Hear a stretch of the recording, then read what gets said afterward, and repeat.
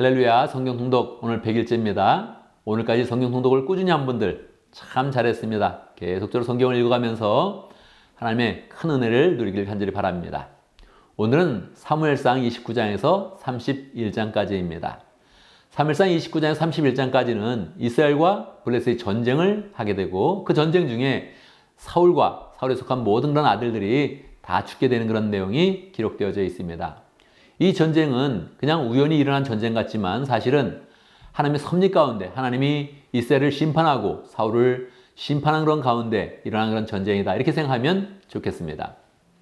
사무엘상 29장에 보면 다윗이 이 전쟁에 참여를 하게 됩니다. 그런데 다윗이 현재 블레셋의 망명화에 있기 때문에 다윗이 아기스 왕, 블레셋 왕 아기스에게 속하여서 전쟁을 치게 되는 것입니다. 이것은 정말 이상한 일이죠. 다윗이 이스라엘의 왕이 될 것인데 블레셋 쪽에 속하여서 이스라엘과 전쟁을 한다는 것은 말이 되지 않죠. 그래서 하나님께서 긴급하게 역사하사 다윗을 보호해 줍니다. 블레셋 지휘관들이 다윗을 의심하여서 아기스 왕에게 이야기한 것입니다. 저자는 유다 사람인데 전쟁 중에 우리를 배반할 수 있습니다. 그래서 배제시켜야 됩니다. 이렇게 건의를 했던 것이죠. 그런데 여기서 아기스 왕의 그런 대답이 참으로 재미있습니다. 결국 아기스 왕은 블레셋 지휘관들의 그런 말을 들어서 다윗을 전쟁 중에 배제시킵니다. 그런데 아기스 왕이 블레셋 지휘관들에게 이야기하기를 내가 지금까지 다윗을 봐왔는데 한 번도 그가 불의한 일을 한 적이 없고 사람을 배반한 일이 없었다. 그렇게 이야기를 합니다. 그리고 아기스 왕이 다윗에게 또 이야기를 할 때 미안한 듯이 이야기합니다. 내가 당신을 쭉 지켜봐 봤는데 당신이 잘못한 것은 아무것도 없었다. 그런데 우리 블레셋 장군들이 부담스러워하니 전쟁에서 배제하는 것이 좋겠다. 이렇게 이야기를 해주죠. 우리는 이러한 모습을 보면서 우리의 삶이 항상 누가 보든지 심지어는 원수들이 봐도 우리의 그런 삶이 공정하다, 공의롭다 하는 것을 평가받으면 좋겠습니다.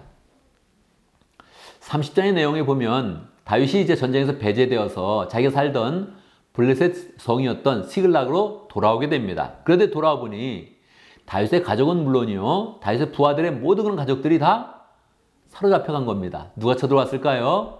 늘 아말렉 족속은 사탄의 역할을 하는 그런 족속이었는데 아말렉 족속이 블레셋과 이스라엘이 전쟁을 하고 있으니까 블레셋을 침공을 한 것입니다. 그런데 특별하게 다윗이 있었던 곳을 침공을 하게 된 것이죠. 그래서 다윗의 가족들은 물론 다윗의 부하들의 가족들을 다 사로잡아 갔습니다.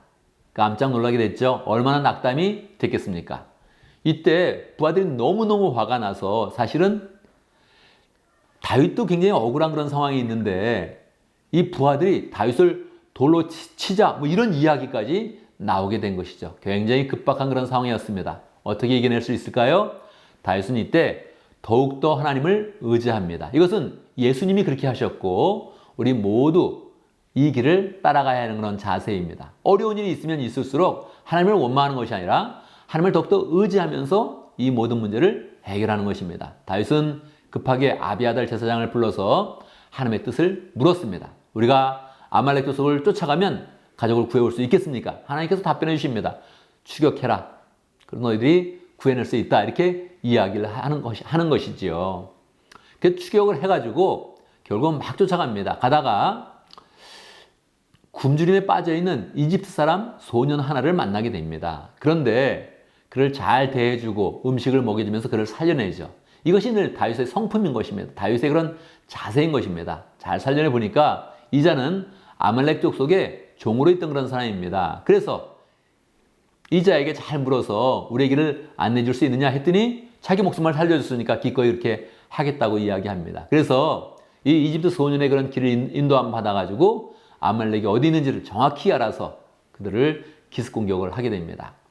다윗은 600명이라는 부하들이 있었는데 200명은 성에 남았고요. 400명을 데리고 와서 기습을 해서 완전히 큰 승리를 거둬서 아말렉이 뺏어갔던 것은 물론이요, 아말렉이 갖고 있었던 모든 전리품까지 다 얻어서 돌아오게 되었습니다. 그런데 이 전리품을 나누는 그런 과정에 400명이 이야기합니다. 200명은 한 일이 없으니 전리품 우리만 갖게 해주십시오. 이렇게 이야기했는데 다윗은 아니다.